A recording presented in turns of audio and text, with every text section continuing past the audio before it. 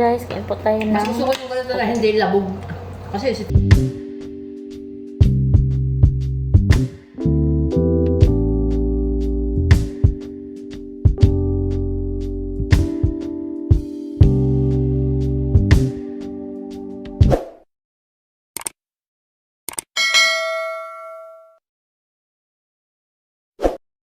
Hello guys, good evening. So, dito po kami sa nanay ng aking amo. Dahil po malapit na ma-expired tong spaghetti na dala ng aking kasama.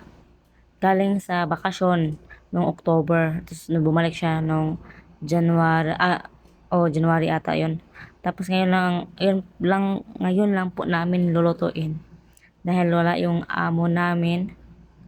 So, ayan, siya na ang magluluto. Kasi wala naman siya alaga. So, let's go guys. Please keep on watching and thank you so much.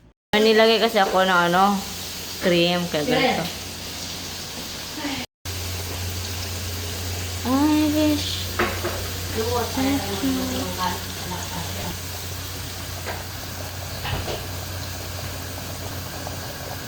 yung pagsabi niyo magkunin yung milk.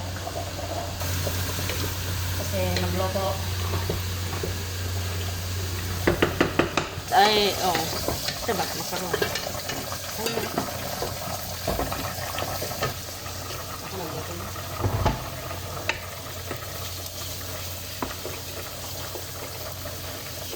Yan.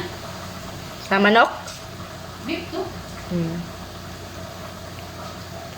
Ano po tayo ng tapos, Yan naman ang mga bilihin sa ano. okay, tayo magbayad nito.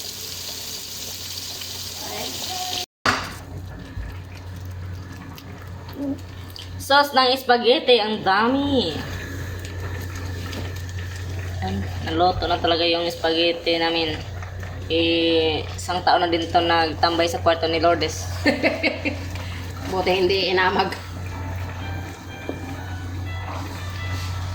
Mabuti, ano pa siya. Hindi siya expired.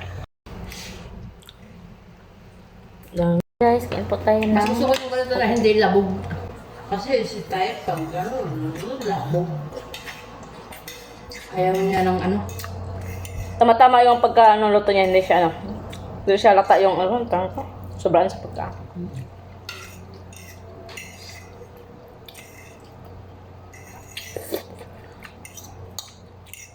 Masarap lang yung spaghetti pag maraming sauce, no? Naman. Wala na lang hotdog niyan. Nalid na hotdog Sarap. Wala tayong hotdog.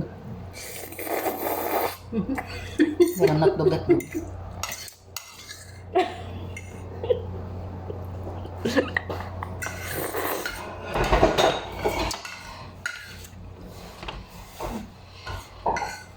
Sobrang naman itong sauce. Ay!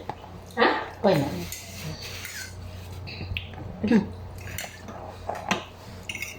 Hindi nila alam, mas masarap ang pagkain sa Pilipinas kaysa sa kanila. Sabihin natin, di pa tayo kumain. Gutom na gutom na tayo. Tagal na umuwi ulit kayo. Kasi hindi naman, hindi ko naman nilagyan ng